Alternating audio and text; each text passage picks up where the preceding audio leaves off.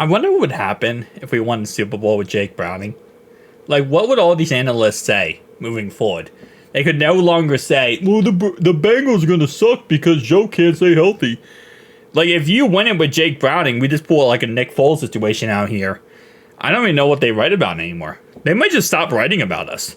They might just start titling the articles 31 NFL teams. Now, CBS Sports posted the biggest red flags for the 20 projected NFL teams that could contend in the playoffs this season, okay? And for us, they had our biggest red flag being very obvious. By the way, shout out to all Bengals and Rush Heltman for posting this. They posted our biggest red flag being Joe Burrow's health. Obviously, yes, the facts are the facts. Burrow is an MVP level quarterback when at full strength. He also missed extensive time due to injury in 2 of his 4 seasons. Cincinnati shuffled his front office once again, adding Trent Brown. I say front office. Shuffling its front once again, adding Trent Brown. But if Burrow can stay healthy to 100, stay close to 100%, it might not matter. So I just don't understand this. And I guess they do this for, like, you know, shock value to get people upset, get people to talk. I just don't understand why they never add the context. He's been injured for 2 of his first 4 seasons, right? And again, last year was a freak injury that has not happened to a quarterback ever in history. It was a weird, someone landed on his wrist in a weird way, 400 pounds landed on him, and he got hurt. Okay, he tore a ligament in his wrist.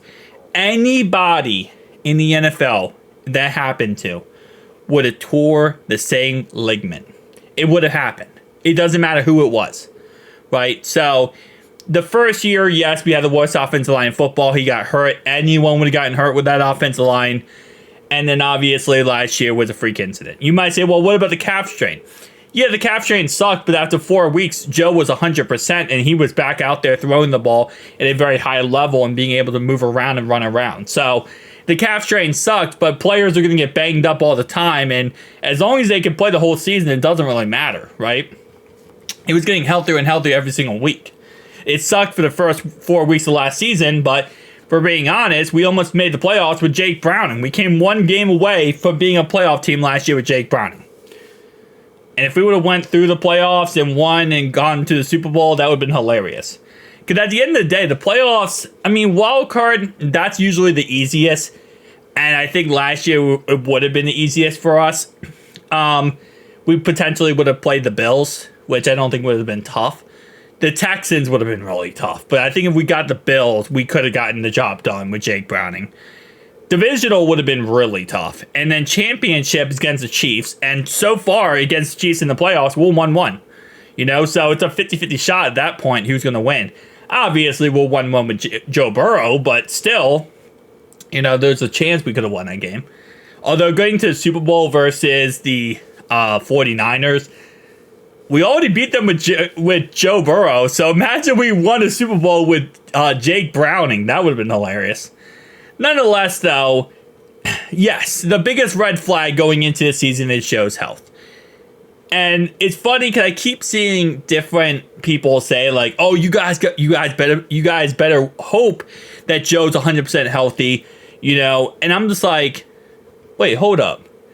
You mean you guys better hope he's not 100% healthy? Don't worry about what we're hoping for. You guys are the one who had to hope, because if he's 100% healthy, oh, it's over. It's over for the rest of the league. It's over for whoever team you're rooting for, right? Because when this guy's 100% healthy, oh, he is a menace.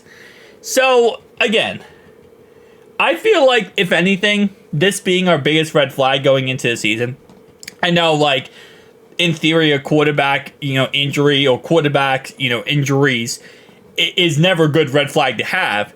But that just goes to show how complete this team is. Where as long as Joe stays healthy, as long as Joe just, again, everything works out, knock on wood, that Joe's good, everything else is going to work. Everything else on this team is structured to be a unit to perfect it and work at 100%. Again, last year is a good example. We had the toughest schedule in the NFL, and our unit was so good and so precise that we almost made the playoffs. And only thing we really lost this offseason, obviously DJ Reed, a huge loss, but again, he was hurt. And even like even if we kept DJ Reader, in the end, he might have missed like 4 or 5 weeks next year. That's definitely something you got to take into consideration. Tyler Boyd, I don't think was a huge loss that much. And Irv Smith was a great loss. I never said that in my life, but Joe Mixon definitely sucked losing him. But Irv Smith really was a great loss, in the end. Cheeto, wasn't same since his back surgery, so losing him wasn't that crazy big deal. But, Irv Smith, oh yeah, that was a big loss. I love that loss. Guys, did I tell you I didn't like Irv Smith? I don't know if I told you that. Maybe I didn't say it enough. Maybe when I watched the 49ers game before halftime, we were about to score, which we still beat the 49ers, by the way, by 17 points. But even then, when we were about to score, this guy fumbles the football. Hated Irv Smith. Not as a person, as a player. Anyway, other than my Irv Smith hate, we're a team that's even better than we were last season. We're built to win. Literally, even outside the quarterback. Like, in theory, I feel like with how good this team is, we just need a competent quarterback. But again, I think Joe will be healthy the whole entire season. And if he is, it's over, man. It's over for the rest of the league.